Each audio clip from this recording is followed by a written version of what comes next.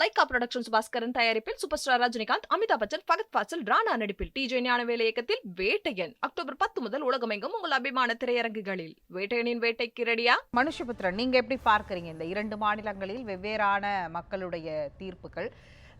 மீண்டும் கருத்து கணிப்பை பொய்யாக்கி இருக்கிறது இந்த தீர்ப்புகள், எப்படி பார்க்கறீங்க? சுகிதா, அந்த தங்கவரராஜன் அவர்கள் பேசுற போது சீன அதிபர் தூங்க மாட்டாருன்னு ஏதோ ஒரு கான்டெக்ஸ்ட்ல சொன்னாரு. இங்க எனக்கு ஒலி அமைப்பு சரியா இல்லாதனால கேட்கல. அத கொஞ்சம் எனக்கு கிளாரிஃபை பண்ண முடியுமா நீங்க? நான் கிளியர் பண்ண சொல்றேன், கரெக்டா பேச சொல்றேன். நீங்க இல்ல அது என்ன கான்டெக்ஸ்ட்ல சொன்னாரு?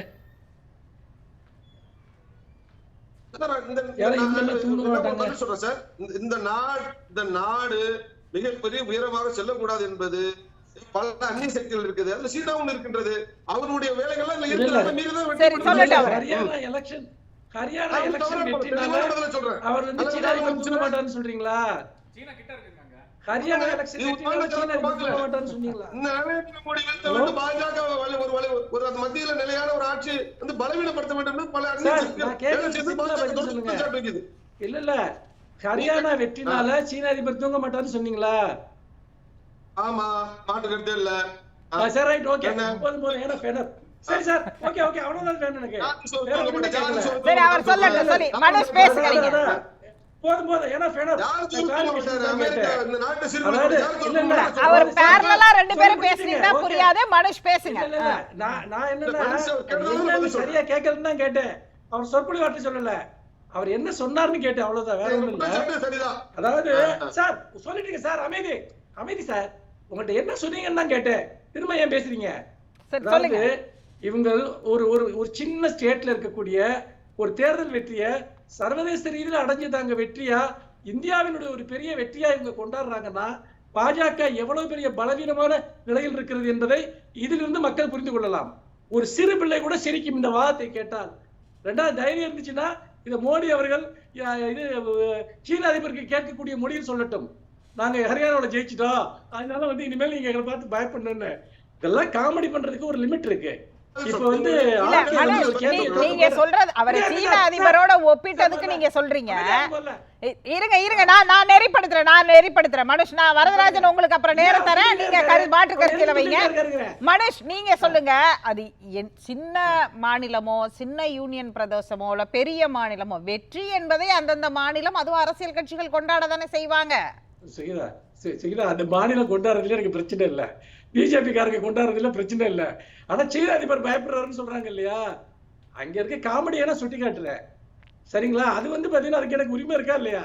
அவங்களை யார் கொண்டாட வேணாம்னு சொன்னாப்ப இந்நேரம் சீனாவில் வந்து பாத்தீங்கன்னா இனிமேல் நம்ம இந்தியாவுக்கு எதிராக எதுவும் பண்ணக்கூடாதுன்னு அமைச்சரவை கூட்டத்தை கூடி முடிவெடுத்துக்கிட்டு இருப்பாங்க இந்த ஹரியானா எலெக்ஷனை வச்சு. அது ஒரு பக்கம் இருக்கட்டும். அவர் ஆர்கே வந்து பாத்தீங்கன்னா ஒரு கேள்வியை திரும்ப எழுப்புறாரு. அதாவது அது எப்படி வந்து எல்லா சமூக வாக்குகளும் ஒரே மாதிரி வந்து பிஜேபியை நோக்கி ஹரியானாவில் உயர்ந்ததுன்னு. இதுல இன்னொரு பெரிய வேடிக்கை என்னன்னா, காலையில ஒரு 9:30 மணி 10 மணி வரைக்கும் கண்டிப்பா வந்து பாத்தீங்கன்னா காங்கிரஸ் தான் வின் பண்ணுன்னு எல்லா ட்ரெண்டிங்கும் போயிட்டு இருந்தது. அந்த சமயத்துல ஊடகங்கள்ல பேசின பாஜக பேச்சாளர்கள் எல்லாருமே ஆமா வந்து கிட்டத்தட்ட காங்கிரஸ் தான் வெற்றி பெற மாதிரி தெரியுது, அதனால வந்து நாங்க வந்து பாத்தீங்கன்னா அது என்னன்னு பரிசீலனை பண்ணுவோம், இந்த முடிவுக்கு வந்துட்டாங்க.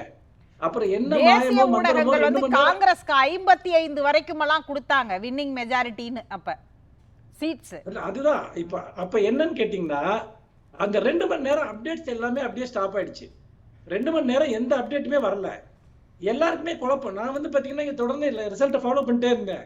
இது எதை ஞாபகப்படுத்துகிறது என்றால், ஊடகவியலாளர்களாக உங்களுக்கு நன்றாக தெரியும், 2016 தமிழ்நாடு சட்டசபை தேர்தலின் போது வாக்கு எண்ணிக்கையில் தொடர்ந்து திராவிட முன்னேற்ற கழகம் கிட்டத்தட்ட 80 தொகுதிகளுக்கு மேல் முன்னணியில் இருந்து கொண்டிருந்தது. ஏடிஎம்கே ரொம்ப பின்னாடி இருந்துச்சு. அப்ப மோடி வந்து வாழ்த்து தெரிவிக்கிறார் ஏடிஎம்கேக்கு வெற்றிக்கு என்று. உடனே வேகமா ரிசல்ட் எல்லாம் மாறுது. 2016 எலெக்ஷனை ஹரியானா தேர்தல் நினைவுபடுத்துகிறது.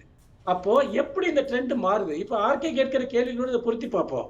நீங்க வந்து எல்லா தொகுதியில மட்டும் இல்ல சார், இந்தியா முழுக்க அவங்க நினைச்சாங்கன்னா ஒரே நேரத்தில் வாக்கு விகிதத்தை அதிகரிக்க முடியும். அவருக்கு நாங்க வந்து மக்கள் தீர்ப்பு சந்தேகப்படுறோம், இவங்க எல்லாம் மக்களை பத்தி பேசுறாங்க, ஜனநாயகத்தை பத்தி பேசுறாங்க. மக்களால் தேர்ந்தெடுக்கப்பட்ட ஒரு அரசாங்கத்தை கூட, மாநில அரசாங்கத்தை கூட கவர்னர்களை வச்சு ஆட்சி பண்ண விட மாட்டேங்கிறாங்க. இவங்க மக்கள் தீர்ப்பை பத்தி பேசுறாங்க. ஏதாவது அறிய வேணாமா அதுக்கு? நான் என்ன அதாவது கேக்குறேன்னா, 2 முறை இல்ல, வெற்றி இல்ல. பெற்று இருக்கிற மாநிலம், அவங்க ரொம்ப கம்ஃபர்ட்டா இருக்கிறாங்க. இந்த ஃபார்முலா அவங்களுக்கு புதுசும் இல்ல. ஆர்கே சார் அதையும் தான் சுட்டி காண்பிச்சாரு. குஜராத், இல்ல, இல்ல, எந்த உத்தரப்பிரதேசம், ஃபார்முலா மத்திய சொல்றீங்க? பிரதேசம், இல்ல, இல்ல, இது நான் எல்லாமே அவங்க சார், வந்து இல்ல, இல்ல, ஏற்கனவே அதாவது 2 முறை வெற்றி பெற்ற மாநிலங்கள்ல 3வது முறை இல்ல, இல்ல, வாழ்ந்திருக்கிறாங்க. இல்ல, நான் என்ன சொல்றேன்னா, ஏற்கனவே வெற்றி பெற்ற 2 முறை வெற்றி பெற்ற மாநிலங்கள்ல பிஜேபி தோக்கவே இல்லை அதுக்கு முன்னாடி. அதுவும் நடந்திருக்கு. நான் சொல்றதே வேற ஒரு ரிசல்ட். அதாவது கருத்து கணிப்பு முடிவுகள், மக்களுடைய மூடு, அங்கே ஹரியானாவுல நடந்த விவசாயிகள் போராட்டம், அது ஒரு மிகப்பெரிய தாக்கத்தை ஏற்படுத்தியது. பிஜேபிக்கு அது ஒரு மிகப்பெரிய கௌரவ பிரச்சனை ஹரியானாங்கிறது. ஏன்னு கேட்டீங்கன்னா, ஒரே அவங்க காஷ்மீரை முற்றிலுமா இழப்போம்னு தெரியும். இப்ப அவங்க கேக்குறாங்க, அப்புறம் காஷ்மீர்ல மட்டும் எப்படி ஜெயிச்சீங்கன்னு. 2 இடத்துல ஒரே மாதிரி தில்லுமுள்ளு பண்ணா மாட்டிக்குவோன்னு தெரியும். ஆனா ஹரியானாங்கிறது அவங்களுக்கு அந்த பகுதியில மற்ற மாநிலங்கள் நடக்க போற தேர்தல்கள்ல ஒரு பெரிய தாக்கத்தை ஏற்படுத்தும். எப்படியாவது வெல்ல வேண்டிய ஒரு நிலையில் அவர்கள் இருக்காங்க. அடுத்து வரக்கூடிய பாத்தீங்கன்னா டெல்லி தேர்தல், மற்ற தேர்தல்கள் எல்லாத்துலயுமே இதை ஒரு இண்டிகேட்டரா இந்த தேர்தல் இருக்குங்கிறது அவங்களுக்கு நல்லா தெரியும். அப்போ ஆரம்ப ட்ரெண்ட் முழுக்க முழுக்க நீங்க பிஜேபிக்கு எதிராக போனா கூட திடீர்னு ஒரு ஜம்ப் நடக்குது. அது எல்லா பகுதிகளிலையும் நடக்குது. அது எப்படி சார்? அது எவ்வளவு எலெக்ஷன் நாங்களும் பார்த்திருக்கோம். இது உங்களுக்கு நேச்சுரல் ப்ராசஸ் யாருக்காவது தெரியுதா? நான் ஒரு அரசியல் இயக்கத்தை சேர்ந்தோட எத்தனை எலெக்ஷனுடைய அதனுடைய ட்ரெண்டை நான் பார்த்திருக்கேன். இது முழுக்க முழுக்க முழுக்க ஃபேப்ரிகேட்டட் இந்த முடிவு. இது உடனே மக்கள் தீர்ப்பு பத்தி எல்லாம் அவங்க பேசுறதுங்கிறதெல்லாம் இந்த மோசடியை மறைப்பதற்காக. ஜெயராம் ரமேஷ் கொடுத்திருக்கிற புகாரோட நீங்க ஒத்து போறீங்களா? அப்ப 100% ஆதரிக்கிறேன், 200% ஆதரிக்கிறேன். இது ஏதோ தோத்ததுனால வந்த ஒரு விஷயம் கிடையாது. சரிங்களா? லாஜிக்கலான கேள்விகளை அவர் எழுப்புறார். இரண்டாவது விஷயம், காஷ்மீர்ல நீங்க இன்னைக்கு மக்கள் இவங்க கொண்டு வந்த 370க்கு அதை கடுமையாக நிராகரித்து ஒரு தீர்ப்பை அளித்திருக்கிறார்கள். ஆனால் இவங்க ஏன் காஷ்மீரை பத்தி அதிகம் கவலைப்படலை அப்படின்னு சொன்னா, காஷ்மீருக்கு இன்னைக்கு மாநில அந்தஸ்து கிடையாது. சுப்ரீம் கோர்ட் சொல்லியிருக்கு. அதாவது 370 அக்ரி பண்ணா கூட விரைவில் நீங்க மாநில அந்தஸ்தை கொடுங்க அப்படின்னு சொல்லிட்டு சுப்ரீம் கோர்ட் சொல்லியிருக்கு. ஆனா இன்னைக்கு வரைக்கும் மாநில அந்தஸ்து அதுக்கு கொடுக்கப்படாமலேயே தேர்தல் நடத்துறாங்க. அப்படி நடத்துகிற போது என்ன நடக்குதுன்னு பாத்தீங்கன்னா, துணைநிலை ஆளுநருக்கு மிகப்பெரிய அதிகாரங்களை வாரி கொடுத்திருக்காங்க. இப்போ உமர் அப்துல்லா இங்க சிஎம் ஆகிறாருன்னா நிச்சயமா அவரை பாத்தீங்கன்னா ஆட்சி பண்ண விடவே இவங்க போறது கிடையாது. அவ்வளவு ஒரு வலிமையான பவர் நீ கொடுக்கப்பட்டிருக்கு. அதோட மட்டும் இல்லாம ஒரு 5 பேர் எம்எல்ஏக்களை நியமிச்சுக்கிற அதிகாரத்தை கொடுக்குறாங்க. அதோட எலெக்ஷனுக்கு முன்னாடியே அங்கே என்னென்னோ விஷயங்கள், அதிகாரிகள் அவ்வளவு பேரையும் மாத்தி இவங்களுக்கு சாதகமான ஆட்களை கொண்டு வர்றாங்க. இதையும் மீறி காஷ்மீர் மக்கள் பாஜகவுக்கு எதிரான, அவர்கள் காஷ்மீர் புரிந்த அட்டூழியங்களுக்கு எதிரான ஒரு தீர்ப்பை வழங்கி இருக்கிறார்கள். அப்ப என்னன்னு கேட்டீங்கன்னா, இவங்க எப்பவுமே கேட்கிற ஒரு கேள்வி அன்எக்ஸ்பெக்டடா, அதாவது எல்லா விதமான யூகங்கள், கருத்து கணிப்புகள் இதையெல்லாம் மாறி முடிவுகள் வரக்கூடியது பிஜேபிக்கு மட்டும் எப்படி சார் இல்ல, நடக்குது? இந்தியா கூட்டணிக்கு ஒரு கால்குலேஷன் இருக்கும்ல. இல்ல, உங்க கேள்வியை நீங்க வைக்கிறீங்க தொடர்ந்து. ஆனா இன்னொரு பக்கம் யோசிச்சு பாருங்களேன். இந்தியா கூட்டணியில இப்ப இங்க தேசிய மாநாட்டு கட்சியும் காங்கிரஸும் இணைந்து நிற்கும் போது அதோட ஒரு கெமிஸ்ட்ரி வேற மாதிரி ஒர்க் அவுட் ஆகுது. அங்க இந்தியா கூட்டணிக்குள்ள இருக்குன்னு சொல்ற ஆம் ஆத்மி தனியா நிக்குது, காங்கிரஸ் தனியா நிக்குதுங்கிறது ஏதோ அங்கேயும் அலையன்ஸ் செட் பண்ணியிருந்தா ஏதாவது ஒரு மேட்ச் மேக்கிங் பண்ணிருக்கலாம் அப்படின்ற ஒரு பார்வையை விமர்சனம் வைக்கப்படுது தானே? இல்ல, கண்டிப்பாக உங்கள் பார்வையை, உங்கள் கேள்வியை நான் முழுமையாக ஏற்கிறேன். ஏனென்றால் இப்போது அல்ல, 2019 எதிர்க்கட்சிகள் எங்கெல்லாம் ஒருங்கிணைந்து நின்றனவோ அங்கெல்லாம் மிகப்பெரிய வெற்றியை பெற்றிருக்கின்றன. மாண்புமிகு தமிழ்நாடு முதலமைச்சர் அவர்கள் திரும்ப திரும்ப தேசிய அளவிலும் சரி, மாநில அளவிலும் சரி, அவர் தொடர்ந்து வலியுறுத்திக் கொண்டிருப்பது, இன்றைக்கு இந்தியா கூட்டணியை கட்டமைத்ததில் மிகப்பெரிய பங்கை வகித்தவர் தமிழ்நாடு முதலமைச்சர் அவர்கள். அவர் தொடர்ந்து இந்த கொள்கையை வலியுறுத்தி காட்டுகிறார். தமிழ்நாட்டில் அதற்கான ஒரு மாடலை நாங்கள் உருவாக்கி இருக்கிறோம். இன்றைக்கு கடந்த நாடாளுமன்ற தேர்தல் ஆகட்டும், அதற்கு முந்தைய நாடாளுமன்ற தேர்தல், சட்டமன்ற தேர்தல் எல்லாவற்றிலுமே ஒரு எதிர்க்கட்சிகள் ஒருங்கிணைந்து நிற்கக்கூடிய ஒரு கூட்டணியை வலுவாக தமிழ்நாட்டில் அமைத்து காட்டுகிறோம். இந்த மாடல் தான் இந்தியா முழுக்க உருவாக்கப்பட வேண்டும் என்று. அது நாடாளுமன்ற தேர்தலின் போது ஓரளவுக்கு அது ஒரு பெரிய வெற்றியை தேடி தந்தது. இங்க ஆர்மாமே இப்ப உதாரணமா நீங்க பாத்தீங்கன்னா, பல தொகுதிகளில் பாஜக வென்ற 11 தொகுதிகளில் பாருங்க, மிக மிக குறைவான வாக்கு வித்தியாசம், 5000 வாக்கு வித்தியாசத்தில் தான் அவர்கள் ஜெயித்திருக்கிறார்கள். இதுல 32 வாக்கு வித்தியாசத்தில் எல்லாம் ஒரு பாஜக வேட்பாளர் ஒருவர் ஜெயித்திருக்கிறார். ஆம் ஆத்மி ஒரு 2% வாக்குகளை பிரிக்கிறது. நிச்சயமாக பல இடங்களில் அது இந்தியா கூட்டணிக்கு அல்லது ஒரு காங்கிரசிற்கு ஒரு பெரிய இழப்பை அது ஏற்படுத்தி இருக்கிறது. அப்படி பார்க்கிற போது நாம் இவர்கள் என்ன என்னங்க ஆம் ஆத்மி தான் பி டீமா? இல்ல, அதாவது அவங்களை பொறுத்த வரைக்கும் நான் அது பி டீம் அப்படின்னு நான் பாக்குறத விட நான் வேற விதமா அதை பாக்குறேன். அதாவது பொதுவாக ஆம் ஆத்மி தேசிய அளவில் வளர விரும்புகிற ஒரு கட்சி. இப்போ அவங்க வந்து ஏற்கனவே வந்து பாத்தீங்கன்னா பஞ்சாப்ல ஆட்சி அமைச்சிருக்காங்க. அது பக்கத்து மாநிலமான ஹரியானாவில் வந்து தங்களுடைய பொலிட்டிக்கல் மைலேஜை அவங்க டெஸ்ட் பண்ணி பார்க்க விரும்புறாங்க. இந்த மாதிரியான உள்ளூர் சார்ந்த அரசியல், அதில் அவர்களுடைய தேசிய அரசியல் சார்ந்த கனவுகள், இது எல்லாமே என்ன பண்ணுதுன்னா பிஜேபியை சற்று குறைத்து மதிப்பிட வைத்து விடுகிறது. இன்னொன்று, நீங்கள் காங்கிரஸ் கட்சிக்குள் அங்கு இருந்த சில முரண்பாடுகள் அந்த எலெக்ஷன் சமயத்தில் வெளிப்பட்டது. இது கூட சில தொகுதிகளில் சில பாதிப்புகளை ஏற்படுத்தியிருக்க, எனக்கு சரியா தெரியல அதை பத்தி. ஆனா இதெல்லாம் வந்து ஒரு செய்திகளாக, ஆய்வுகளாக வெளிவருகின்றன. நான் என்ன சொல்றேன் அப்படின்னா, இந்த தவறு, அதாவது நீங்கள் இன்றைக்கு ஹரியானா தேர்தல் முடிவுகளில் ஒரு அந்த இந்தியா கூட்டணி அந்த நாடாளுமன்ற தேர்தலில் இணைந்து நின்றது போன்ற ஒரு வலிமையான உணர்வை வெளிப்படுத்தியிருந்தால் குறைந்த வாக்கு வித்தியாசத்தில் இந்த முடிவுகள் மாறக்கூடிய இந்த அவலநிலை ஏற்பட்டிருக்காது.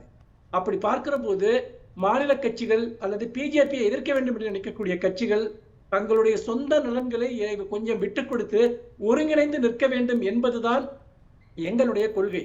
நாங்கள் அதைத்தான் திரும்ப திரும்ப திரும்ப வலியுறுத்துகிறோம். எங்களுடைய மாண்புமிகு முதலமைச்சர் அவர்கள் அதைத்தான் தொடர்ந்து வலியுறுத்தி கொண்டிருக்கிறார். இப்படி பார்க்கிற போது இந்த தேர்தல் முடிவுகளில் ஹரியானா தேர்தல் முடிவுகள் என்பது முழுக்க முழுக்க சந்தேகத்திற்குரியது. அந்த வாக்கு பதிவாகி இருக்கிற விதம், அவர்கள் கிடைத்திருக்கக்கூடிய வாக்குகள், ஒட்டுமொத்தமா நம்ம அப்படி சந்தேகிச்சிட்டு கடந்து போயிட முடியுமா? இல்ல, அதாவது நீங்கள் அடிப்படையில் நாங்கள் இந்த விஷயத்தை புரிந்து கொள்ள விரும்புகிறோம்.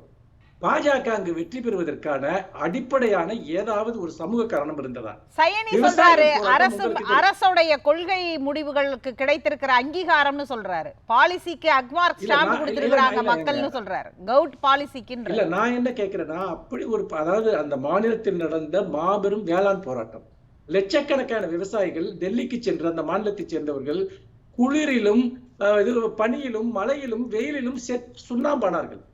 மிகப்பெரிய ஒடுக்குமுறை அவர்கள் மீது அழுத்து விடப்பட்டது.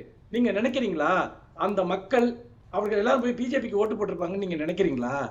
உண்மையிலேயே அப்படி நினைத்தால் அது உண்மையிலேயே ஜனநாயகம் என்பதை அப்படி என்ன இல்ல, அப்படி பார்க்கிற போது அதே போல அந்த மல்யுத்த வீராங்கனை, அவருக்கு இழைக்கப்பட்ட அநீதி, அந்த அநீதியை இழைத்தவருக்கு சார்பாக ஒன்றிய அரசு எப்படி செயல்பட்டது, எப்படியெல்லாம் அவர் அவமானப்படுத்தப்பட்டார், இழிவுபடுத்தப்பட்டார், ஒலிம்பிக்கில் அவருக்கு கிடைக்க வேண்டிய பதக்கத்தை கூட சரி செய்து தடுத்து நிறுத்தியவர்கள் இவர்கள்.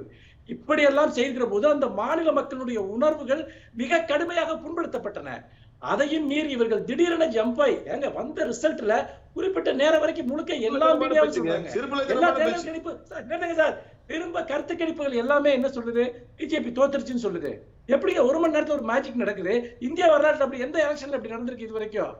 இது வந்து முழுக்க முழுக்க பின்னாடி இருக்கக்கூடியது மிகப்பெரிய கான்ஸ்பிரசி, அதுல எந்த சந்தேகம் கிடையாது. வரதராஜன் குறுக்கிட்டீங்க. அதாவது திரு மனுஷபுத்திர சிறு, அதாவது தப்பாடிச்சு விடா, நீங்க தான் சிறுபிள்ளைத்தனமா பேசுறீங்க. நான் என்ன கேக்குறேங்க, நீங்க வச்ச குற்றச்சாட்டு இல்ல, அதீத விமர்சனம் வேண்டாம், அதீத விமர்சனமா வேண்டாம். தேர்தல் முடிவுனால நீ குற்றச்சாட்டு வச்சீங்கல, நான் பதில் சொல்றேன். சரி, அவர் பதில் சொல்லிரட்டும். மனுஷ் அவர் பதில் சொல்லிரட்டும். முட்டாள்தனமா எவ்வளவு பேச முடியுமா? இருங்க, அதீத விமர்சனம் வேண்டாம், அதீத விமர்சனம் வேண்டாம், அவர் பதில் சொல்லட்டும். மனுஷ் அவர் பதில் சொல்ல அனுமதிங்க. மனுஷ் அவர்கிட்ட நீங்க ஒரு கேள்வி வச்சீங்க, அவர் பதில் சொல்லட்டும், அப்புறம் நீங்க பேசுங்க. மனுஷ் நீங்க அவர்கிட்ட வைத்த கேள்விக்கு பதில் சொல்லிரட்டும். இல்ல, அவர் பதில் சொல்றதுக்கு முன்னாடி ஒரு கமெண்ட் பண்றாரு இல்லையா, அப்ப அதுக்கு பதில் சொல்லிட்டு இருக்கேன். அவர் எவ்வளவு முட்டாள்மாய் பேசிட்டு இருக்காரு. சரி, நாம சரியான வார்த்தையோட போவோம் வாங்க.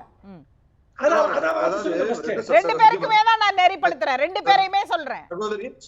சுகிதா பாருங்க, நான் வந்து 3 நாள், இப்ப ஒரு வாரத்துக்கு முன்னாடி பாத்தீங்கன்னா ஹரியானா 4 நாள் அங்க தங்கியிருந்தேன். பாருங்க, நான் எல்லா தொகுதி பாலி கிட்டத்தட்ட பாத்தீங்கன்னு சொன்னா ஃபரிதாபாத் பல்வேறு பகுதிகளில் போயிருந்தேன் சார். நாங்க வந்துங்க என்ன சொல்றாரு சார், ஊடகங்களுக்கு ஆதரவு இல்ல சார், நாங்க எங்களை சத்தீஸ்கர் அப்படித்தானே சொன்னீங்க தோத்து பண்ணி, எங்களுடைய பண்ண பிரமுக எங்க தொண்டர்கள் எந்த அளவுக்கு வெறித்தனமாக பாஜக வெற்றி பெறும் என்று உழைப்பா பார்த்தாரு எங்க வகையில் தான் சார் தெரியும். நீங்க அதை சிறுமைப்படுத்துறது வந்து உண்மையை ஏற்றுக்கொள்ள முடியாது சார். கடினமாக உழைப்பா